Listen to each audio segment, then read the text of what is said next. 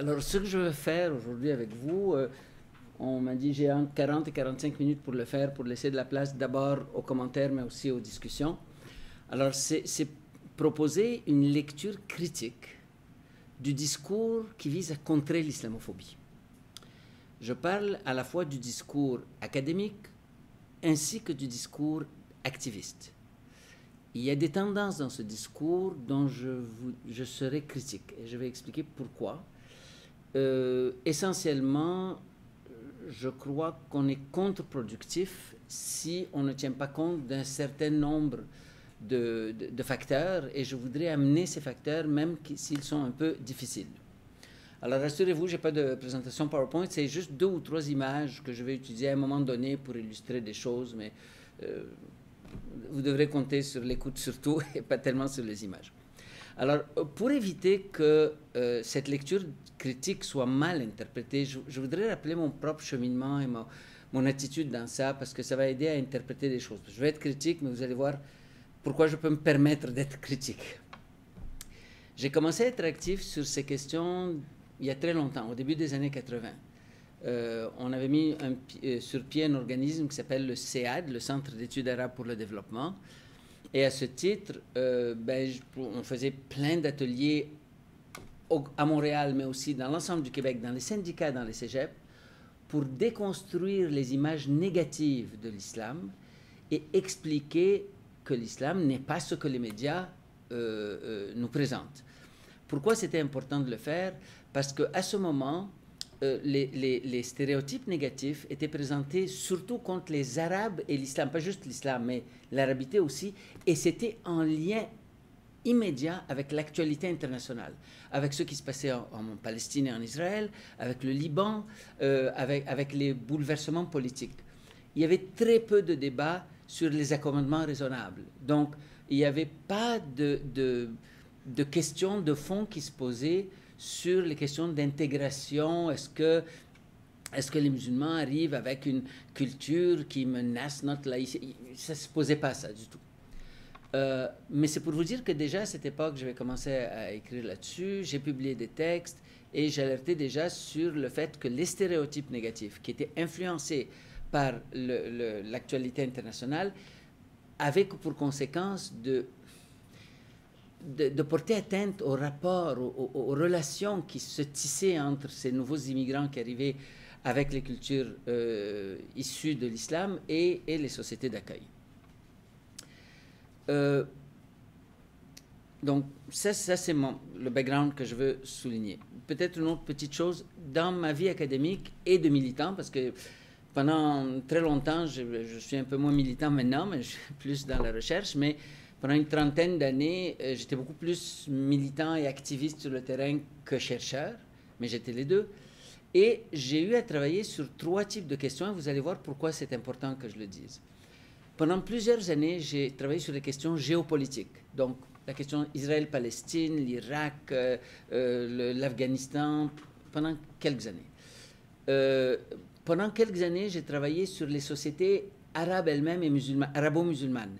Donc, la question de l'inégalité, des inégalités, de l'ethnicité, de la discrimination dans les sociétés musulmanes. Et par la suite, j'ai travaillé ici sur les questions de discrimination, d'ethnicité, d'incorporation des citoyens d'origine arabe. Et ceci m'amène à proposer ce diagramme-là que je voudrais vous montrer. Qui montre, qui montre 3 sphères de rapport de pouvoir. Il y a la sphère ici des relations internationales, tout ce qui touche aujourd'hui à la guerre en Afghanistan, en Syrie, la guerre à la terreur, tout ça. Il y a la question de l'intégration des immigrants ou réfugiés qui viennent des pays du Proche-Orient et des sociétés musulmanes dans le monde occidental. Et il y a la question des relations dans le monde musulman entre les sociétés musulmanes majoritaires et leurs minoritaires, là-bas. D'accord? Et la plupart de ces minoritaires ne sont pas immigrants, sont des autochtones. Bon. Ce qui arrive dans le monde de la recherche, c'est que les spécialistes sont spécialistes de l'une ou de l'autre de ces sphères. Et personne ne réfléchit sur les trois ensemble. Et surtout, personne ne réfléchit sur les interactions, sur comment les discours qu'on entend là-bas, dans les sociétés arabo-musulmanes, qu'est-ce qu'elles nous disent du rapport entre les gens qui se réclament de l'islam et du monde occidental. Comment intégrer tout ça? Alors, ces zones d'intersection entre ces trois sphères sont extrêmement éclairantes pour comprendre un certain nombre d'enjeux, et ça informe la présentation que je vais vous faire aujourd'hui. Donc, vous allez voir qu'une partie de ma critique vient du fait que cette sphère-là, celle-là, de la façon dont les sociétés majoritaires musulmanes considèrent l'altérité, cette sphère-là explique un certain nombre de choses dans celle-là. Et je vais essayer d'expliquer. Et puis, je vais essayer d'avoir un discours qui est à la fois à mi-chemin entre général et grand public et universitaire, parce que les deux groupes sont présentement ici et je voudrais m'adresser aux deux. Donc, avant d'aller dans le détail de ça, on peut laisser ça en background, je voudrais dire que je vais employer le terme islamophobie de façon assez générale. C'est-à-dire, pour moi, islamophobie, ça exprime un sentiment d'hostilité envers l'ensemble des musulmans et des actions hostiles ou discriminatoires qui en découlent. Alors, il y a des définitions beaucoup plus sophistiquées. Je vais d'ailleurs les préparer, pardon. Parce que je vous avais préparé certains livres. Donc, je vais parler de ces définitions plus tard. Pour le moment, pour juste introduire les remarques et poser le problème, je vais me contenter de cette définition. Donc, sentiment d'hostilité envers l'ensemble des musulmans et actions hostiles ou discriminatoires qui en découlent. Alors, je voudrais commencer, avant d'amener mon assertion principale. J'ai une idée principale que je voudrais défendre. Avant de l'annoncer, je vais faire quelques précautions méthodologiques sur la façon d'aborder la question. Premièrement, il est clair que dans les sociétés occidentales, il y a un sentiment de peur, quelquefois injustifié, quelquefois rationalisé, mal pensé, qui s'exprime quelquefois de façon toute croche.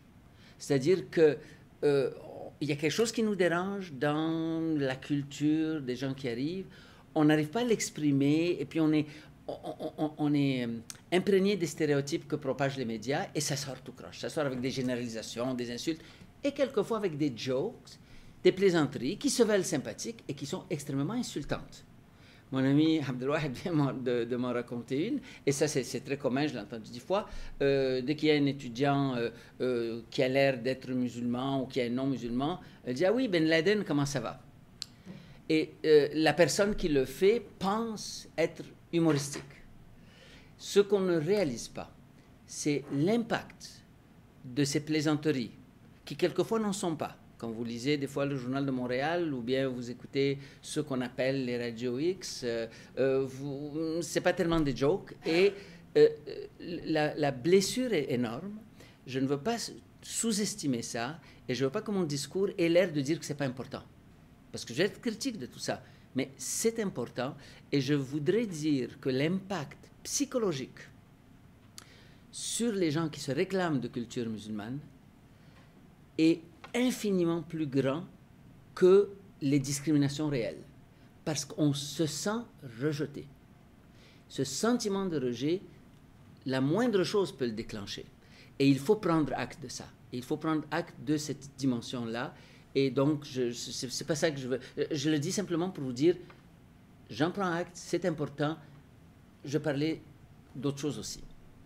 Alors, je rentre dans mes questions méthodologiques pour clarifier les choses. Quand on analyse l'islamisme, la violence, le djihadisme, les violences dans le Proche-Orient, les accommodements, il y a comme toujours, d'après moi, 3 dimensions dont il faut prendre acte. Au départ, quand il y a des mouvements de révolte qui viennent du monde musulman, quand il y a de la terreur, comme le groupe armé État islamique qu'on appelle Daesh en arabe, au départ, la cause principale est une marginalisation politique ou économique ou sociale. Les 3. Une marginalisation, un sentiment d'injustice fondé dans le réel. Donc, tous les discours qu'on n'aime pas qui viennent du côté des islamistes partent de cet aspect-là qui est qu'il y a des gens qui vivent des discriminations et qui les expriment. Et comme le dit François Burgat, des fois, elle l'exprime dans le langage de la religion. Et donc, ça ouvre la porte aux tendances essentialisantes, c'est un terme académique, c'est-à-dire les gens qui disent que tout ce qu'on voit dans le monde musulman s'explique par l'islam. Ça, c'est faux. C'est un héritage de l'orientalisme. C'est une façon d'essentialiser les cultures, de tout ramener à la culture, alors que dans les sociétés musulmanes, les gens sont comme vous et moi, ils se battent pour leur survie au quotidien, ils trichent, ils contournent les règles, comme tout le monde, comme nous, et leur rapport à la religion est très variable. Donc, au départ, les problèmes qui nous dérangent sont des problèmes socio-économiques et des injustices à la fois internationales, à cause des guerres, du colonialisme, et locales des gouvernements un peu répressifs. Deuxième dimension, et c'est là qui m'intéresse le plus, c'est la dimension idéologique. Quand on se révolte contre quelque chose d'injuste, comment on se révolte? Qui on désigne comme étant l'ennemi? Qui on décide qui mérite la mort dans notre révolte et avec qui doit-on s'allier? Cette dimension idéologique n'est pas la plus importante dans la révolte, c'est la première qui est la plus importante. Mais elle est négligée par les groupes qui parlent, par les courants, par les penseurs, par les universitaires qui dénoncent l'islamophobie. Ils ne veulent pas voir ça. Et je veux revenir là-dessus, et moi je pense que c'est important, et je vais insister là-dessus, je vais donner des exemples pour montrer pourquoi il faut prendre ça en considération. Mais je ne veux pas être mal compris. Si j'en parle beaucoup, ce n'est pas parce que c'est la chose la plus importante, c'est parce que c'est la chose la plus négligée. Mais ce n'est pas la plus importante. C'est vraiment la marginalisation qui est le point de départ. Mais cet aspect-là que je vais élaborer est important, mais pas le plus important. Le troisième élément, c'est la dimension géopolitique. Comment ça se fait qu'un petit groupe marginal, comme ce qu'on appelle Daesh, en l'espace de quelques semaines, ait pu contrôler un territoire presque aussi grand que la moitié de la Syrie ou la moitié de l'Irak? Ça ne s'explique pas par les capacités internes du groupe. Ça s'explique par des manipulations, des intérêts étrangers qu'il manipule, qui lui donnent des armes, jusqu'à aujourd'hui. Il y a une semaine, vous avez entendu parler du bombardement des forces syriennes par les Américains? À peine le bombardement a lieu, à l'instant même, Daesh fait son attaque et occupe un territoire. La coordination était impeccable entre les Américains et ce groupe islamiste. Alors, cette dimension est importante. Les groupes islamistes ont du pouvoir parce qu'ils sont instrumentalisés. Ceci dit, il ne faut pas réduire l'analyse à l'une de ces trois dimensions. Il y a des gens qui disent « Ah ben voilà, Daesh, c'est juste les Américains qui l'ont créé. » Non. Ils n'auraient pas pu la créer s'il n'y avait pas l'aspect idéologique.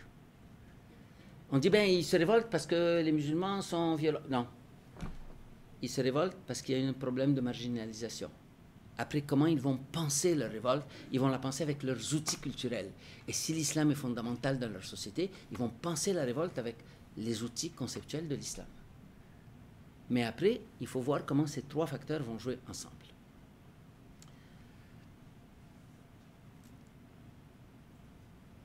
Ok, j'ai abordé la question de l'essentialisation, je passe dessus. Ah oui, une autre petite question méthodologique pour les spécialistes. Chaque fois qu'on a affaire à un phénomène comme ça, on veut saisir son essence. On dit oui, la violence l'islam c'est ceci, la violence c'est cela.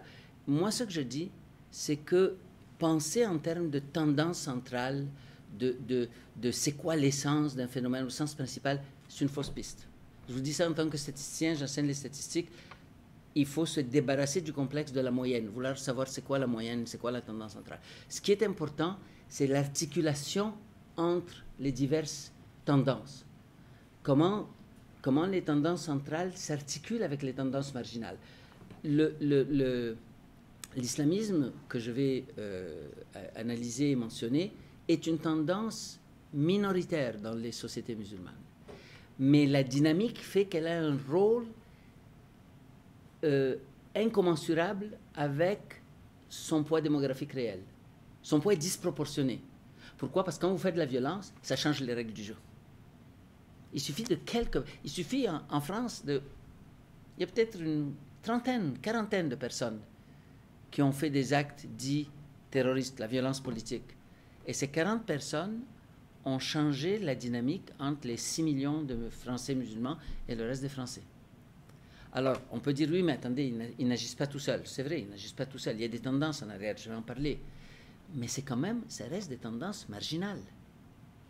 Et ces tendances marginales ont la capacité de changer le rapport entre l'ensemble des musulmans et les sociétés.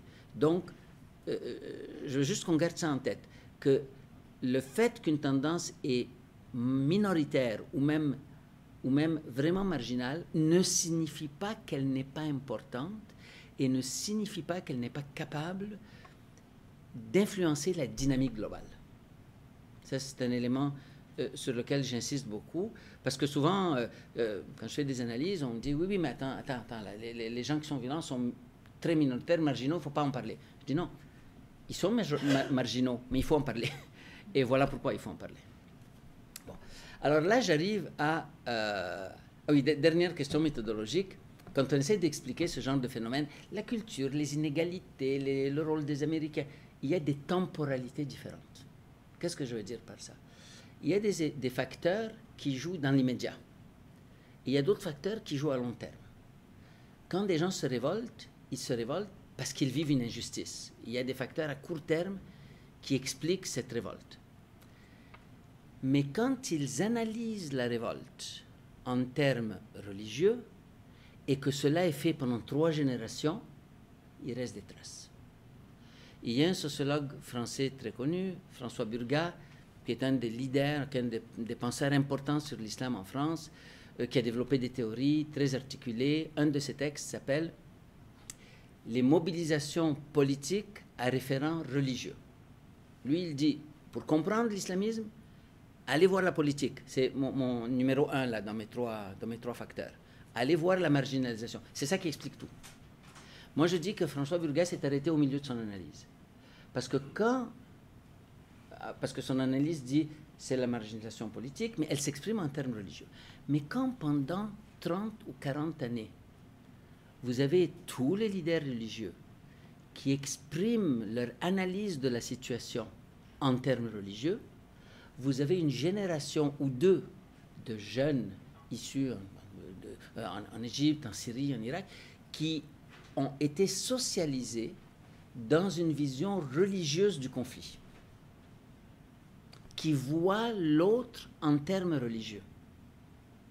Et à partir de ce moment, ceci entraîne des dynamiques qui sont, à mon sens, négatives, parce que les enjeux de ce type sont des enjeux socio-économiques. Et quand leur analyse est contaminée par l'idéologie religieuse, ça fausse les cartes. C'est ça qui explique que, par exemple, cette révolte en Syrie, on estime que, première chose qui arrive, quand les rebelles arrivent dans un village, si c'est un village chrétien, ben, ils vont aller détruire les clochers d'église et saccager l'intérieur des églises. Parce que pour eux, l'ennemi est formulé en termes religieux. L'ennemi, c'est le mécréant, le kéfir, incluant le chrétien, dans leurs termes. Alors, petite parenthèse, quand je vais faire référence à cette instrumentalisation de la religion, je ne parle absolument pas du Coran, ni de ce qu'a été la religion pendant les 14 siècles. Je parle de l'instrumentalisation aujourd'hui. Je parle de ce que les leaders d'aujourd'hui disent. Après, on peut, tout en tenant compte du fait qu'il y a des voix multiples. Il n'y a pas d'uniformité. Il y a des voix marginales, il y a des voix majoritaires, il y a de tout. Mais je parle de ce que disent les leaders qui se réclament de l'islam. Et ce qu'ils disent n'est pas nécessairement l'islam. Je vais revenir là-dessus. Alors, vous voyez, c'était une très longue introduction pour que mon assertion principale soit comprise et qu'elle soit, enfin, pas comprise, vous la comprenez de toute façon, mais qu'elle soit démontrée. Je veux pouvoir démontrer ce que je dis. Alors, mon assertion, je vais la dire de façon provocatrice, ok? En exagérant. Je vais amener toutes les nuances après. Mais je vais la dire de façon provocatrice pour faire ressortir une idée principale. Et après, on va voir comment la nuancer, ok? Je la formule comme ça. Alors que dans les années 80, pour contrer l'islamophobie naissante, il fallait faire de l'information sur l'islam et sur les musulmans. Aujourd'hui, certains courants, pas tous, certains courants qui luttent contre l'islamophobie finissent par faire de la désinformation et pas de l'information. Et je vais vous dire pourquoi et je vais vous donner des exemples très concrets. D'abord, pour comprendre pourquoi ils en arrivent là, il y a un axiome de base, je le sais parce que je suis mêlé à ces débats depuis très longtemps avec des collègues, et ils me disent, écoute, tu ne peux pas critiquer comme ça, je ne sais pas moi, des facteurs comme le voile ou bien l'islamisme, ça nourrit l'islamophobie. Il y a ce sentiment que si on va critiquer quelque chose qui est revendiqué au nom de l'islam, on va encourager l'islamophobie, ça veut dire on va légitimer un sentiment d'hostilité envers les musulmans. Ma réponse à ça, c'est que le sentiment d'hostilité envers les musulmans, il n'attend pas ce que moi j'en dis. Écoutez les radios poubelles, allez voir le Journal de Montréal, allez voir certaines actions hostiles qui s'expriment, vous allez les voir là. Au contraire, j'estime qu'il est contre-productif, si on veut lutter contre l'islamophobie, de faire semblant que l'islamisme n'existe pas. J'ai eu une longue discussion ce matin dans le cadre de notre discussion sur le terme islamisme qui est contesté et qu'on peut réfléchir. Je l'utilise simplement maintenant dans un sens très précis qui est l'émergence. Alors c'est une définition sur laquelle je compte, que je vous propose. Pour moi, l'islamisme, c'est l'émergence de courants politiques qui veulent mettre le dogme au cœur de leur programme politique, au cœur du système de droit, au cœur de l'État et au cœur des comportements. À partir du moment où les référents religieux, le dogme, est mis au cœur de ce qui fonde le vivre ensemble, on n'est plus dans la religion, on est dans la politique. Moi, il y a des amis qui me disent, oui, mais attends, comment tu peux parler de l'islam, toi, tu n'es même pas musulman? Je dis, écoutez, si vous n'aimez pas les politiques de Harper, est-ce que vous pouvez les critiquer? Oui, on peut les critiquer. Le pays d'où je viens, l'Égypte, dont je suis citoyen, a inscrit la charia dans sa constitution. Si on me dit, tu ne peux pas parler de charia parce que tu n'es pas musulman, c'est comme si on me dit, tu ne peux pas parler des lois qui te gouvernent. Alors moi je réponds, si vous ne voulez pas que je parle de charia, enlevez-la de la constitution. Éloignez-la de la politique, gardez le domaine religieux propre aux religieux, on n'aura pas besoin de parler et on ne tombera pas dans l'idéologie. Donc, pourquoi j'arrive à la question de la désinformation? Il y a trois types enfin, il y a une idée principale et qui est justifiée par deux autres idées. L'idée principale, c'est, je la formule ainsi, ça c'est l'idée que les courants qui luttent contre l'islamophobie, que je critique, ce qu'ils disent, c'est que c'est suivant. C'est une assertion qui sous-tend leur action. Quelle est cette assertion qui sous-tend leur action et que je critique? Elle dit, dans toute discussion concernant des rapports entre majorité occidentale et minorité musulmane, intégration, accommodement, violence politique, tout ça, évoquer l'émergence de l'islamisme comme phénomène idéologique, social et politique, ou évoquer ses conséquences pour les rapports sociaux, est irresponsable, voire ignoble. Et je n'exagère pas ce mot-là, je vais vous donner un exemple. Car cela encourage l'islamophobie. Il ne faut pas en parler. Ce qui découle de cette position, c'est deux raisons. Les gens, quand je dis, mais attendez, vous exagérez, ils me disent non. Les aspects négatifs que tu mentionnes, qui découlent de l'islamisme, sont en réalité tout à fait marginaux. La violence qu'on voit, elle est due à d'autres choses. Elle n'a rien à voir avec l'islam ni l'islamisme. c'est une violence sociale, politique, d'une autre nature. Et ils disent, ça c'est un argument. L'autre argument, ces aspects négatifs n'ont absolument rien de spécifique aux cultures des sociétés musulmanes, c'est uniquement le regard orientaliste et raciste qui leur attribue cette spécificité. Des aspects similaires qu'on observe au sein de la majorité canadienne ou québécoise ne sont pas perçus comme problématiques. Deux exemples de ça, enfin plutôt un seul, je m'en compte, un seul. Vous connaissez l'affaire Shafia? Est-ce qu'il y a quelqu'un qui n'en a pas entendu parler? C'est cette famille afghane, oui? C'est la famille afghane où un monsieur s'est arrangé pour assassiner ses 3 filles et son ex. Donc 4 femmes ont été assassinées en les noyant dans un canal. Il y a des gens qui ont qualifié ça de crime d'honneur.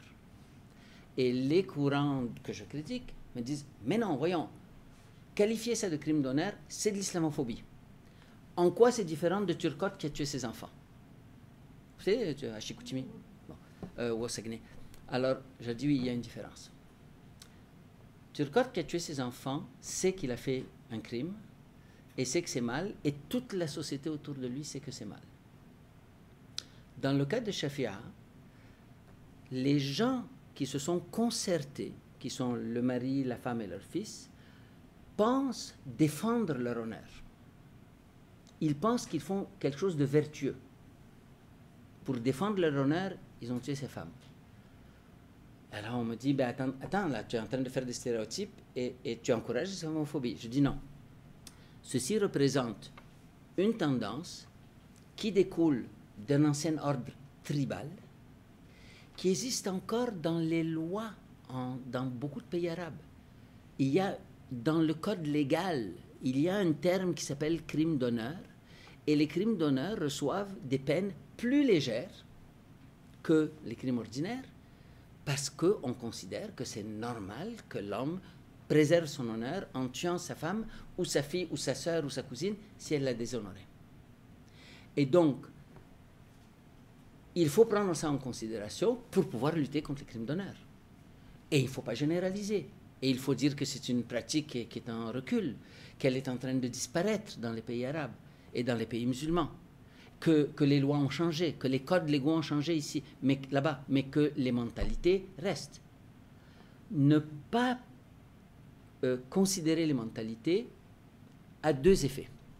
Un, ça nous donne moins d'outils pour intervenir. Il y a des intervenants qui interviennent. Ils voient des signes, ils voient des filles qui se sentent menacées par leur famille. Pour les aider, il faut avoir une conception de c'est quoi un crime d'honneur. Et en même temps, il ne faut pas se généraliser. Il faut bien dire que c'est une pathologie qui était peut-être expliquée il y a 100 ans par la structure sociale, mais qui a changé, mais il faut la reconnaître. Alors, qu'est-ce qui arrive quand on ne reconnaît pas cela? Qu'est-ce qui arrive? Alors, 2 ou 3 exemples avant de dire aussi qu'est-ce qui arrive. Toute la question de l'État islamique, Daesh. On dit, ça n'a absolument rien à voir avec l'islam. C'est faux. C'est faux. Daesh a des dizaines de théoriciens qui théorisent, qui écrivent des livres qui font 1000 pages pour expliquer comment il faut faire la lutte, contre qui est l'ennemi. Et cette idée de Daesh, elle reste minoritaire. Ce n'est pas l'ensemble du peuple musulman, ce n'est pas la culture musulmane, mais c'est une tendance qui existe. Si vous dites qu'elle n'existe pas, en tant que courant progressiste qui lutte pour l'intégration des musulmans, vous dites qu'elle n'existe pas. Ben, le public en général voit bien qu'elle existe. Qui reconnaît l'existence de ces choses? Qui les dénonce? La droite. C'est le courant populiste, c'est la droite, elle la dénonce. Alors, si vous vous dites que ça n'existe pas, le public a le choix entre dire, ben, je vois bien qu'elle existe, mais vous dites que ça n'existe pas, vous n'êtes pas très crédible à mes yeux. Je vois quelqu'un d'autre à droite qui dit, elle existe et voilà pourquoi. Ben, je le crois parce que c'est le seul qui a un discours là-dessus. Le défi, et c'est un défi pour les progressistes qui veulent lutter pour l'égalité, l'inclusion des musulmans, contre l'islamophobie, contre toute forme de racisme, c'est de développer une vision de l'islamophobie, du racisme, qui prennent acte de ces dimensions-là qui les explique, qui explique qu'elles sont marginales, qui explique qu'elles ont été favorisées par le colonialisme, qui explique qu'elles existent, qui explique qu'il y a des gens qui luttent contre ça. On n'entend jamais parler. Dans le monde arabe, dans le monde arabo-musulman, il y a des dizaines de penseurs qui mettent de l'avant une pensée progressiste de l'islam. Ils sont mis en prison quelquefois. Bon. Alors, si on ne prend pas acte de cette dimension, je prétends qu'on pousse le public dans les bras de la droite parce qu'on ne lui offre pas des analyses, des explications de d'où viennent ces comportements qu'on estime négatifs et qui peuvent être critiqués. Dernière objection, on va me dire, oui mais attends,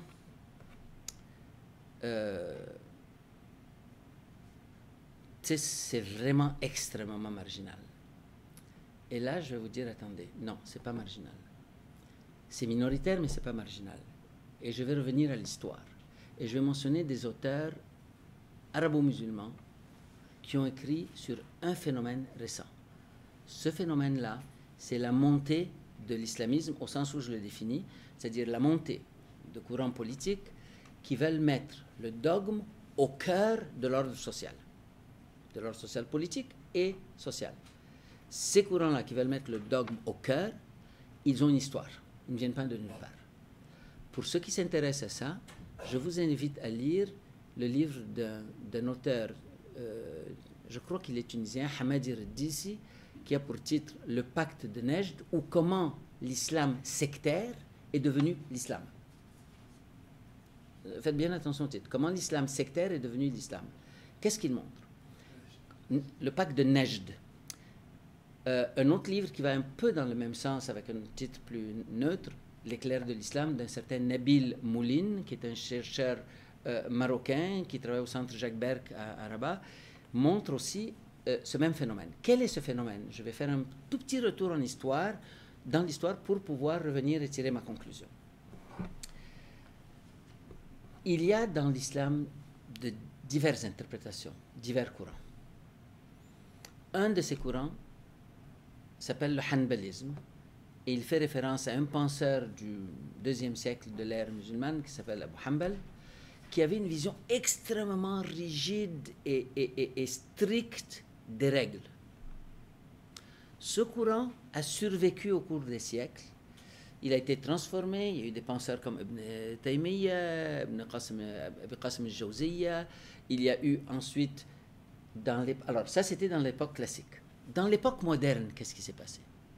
Dans l'époque moderne, il y a eu un courant réformiste musulman super intéressant, ouvert sur l'Occident, ouvert sur l'Europe et ancré dans sa culture et dans son dogme. Pour ceux qui connaissent un peu la région, vous connaissez sans doute Abdallah al-Afghani, qui était un penseur d'origine afghane ou iranienne, c'est pas sûr. Et on dit que...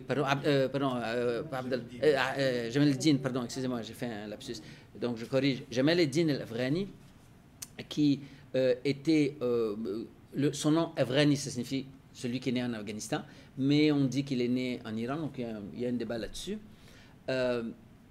Il a engagé des dialogues confrontationnels directs avec Ernest Renan, en le mettant au défi sur ses idées stéréotypées et orientalistes sur l'islam.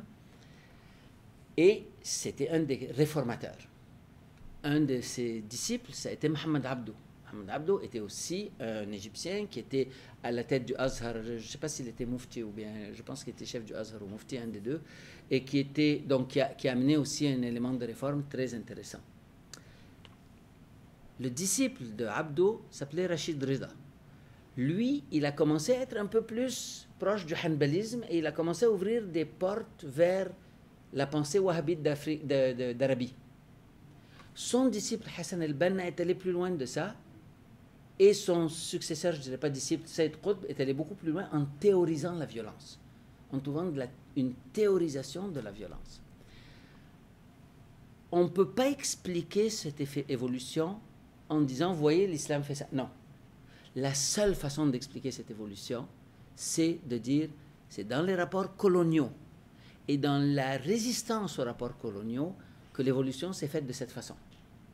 Mais pour pouvoir se faire de cette façon, il a fallu pouvoir aller tirer dans l'histoire des éléments qui permettent cette radicalisation. Mais cette radicalisation, elle a eu lieu.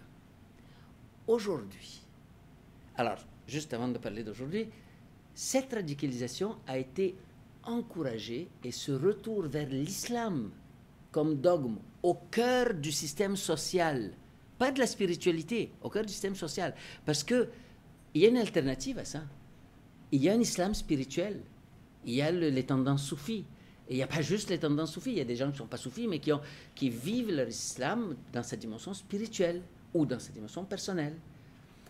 Mais l'idée de vouloir mettre le dogme au cœur du système de l'État et au cœur du système normatif de la société, ça a été porté surtout par les monarchies pétrolières en ce moment et par la monarchie saoudienne en particulier, qui a reçu un appui inconditionnel de l'Occident. Si vous doutez, regardez simplement la dernière vente qu'on a justifiée de 1000 façons de tanks à l'Arabie saoudite. Okay? Mais cette histoire, elle dure depuis longtemps. Pour ceux qui ne le connaissent pas, je vous recommande très fortement un livre de Ian Johnson qui s'appelle « Une mosquée à Munich ». C'est traduit en français. Ian Johnson a fait l'histoire des rapports entre la CIA américaine et l'islamisme sur 60 ans. Ça lui a pris 7 ans de faire ce livre. Il est extrêmement documenté et chaque chose qu'il dit est appuyée soit par un document de la librairie du Congrès américain, soit par des entrevues avec la date, le lieu, le nom de la personne, puis ce sont des personnages réels. Ian Johnson, Une mosquée à Munich. Lisez de Mahmoud Mamdani, Good Muslim, Bad Muslim. Mahmoud Mamdani est un anthropologue d'origine tanzanienne, je crois, qui enseigne à la prestigieuse Université Columbia aux États-Unis, qui détient une chaire très prestigieuse, dont je n'ai pas le nom en tête, et qui a écrit ce livre, Good Muslim, Bad Muslim, où il a montré comment les Américains ont instrumentalisé, toujours avec des documents à l'appui, tout est documenté, en note en bas de page, voici le document de la librairie du Congrès qui le dit. Comment les Américains ont choisi de prendre le petit groupe de Ben Laden, qui était un groupe marginal, de l'armée, de lui donner de la logistique, de l'appuyer politiquement pour servir leurs intérêts. J'ai encore des photos, je n'ai pas préparé parce que je ne voulais pas insister sur les PowerPoint, je voulais insister sur ce que j'ai à dire. J'ai des photos de Ronald Reagan qui reçoit les leaders des talibans sur la Maison Blanche, les talibans en Afghanistan, et qui les présente comme freedom fighters. L'alliance entre l'islam radical et l'islam et les politiques coloniales est profonde et elle est ancrée dans l'histoire depuis 2 siècles. Ce qui se passe aujourd'hui, c'est la croissance des prix du pétrole à partir des années 70 a donné à la pensée wahhabite des moyens de se propager.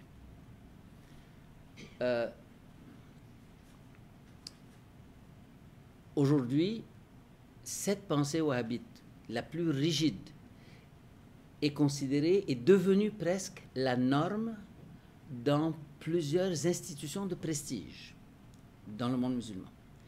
Il y a 2 siècles, les wahhabites étaient considérés comme des hérétiques.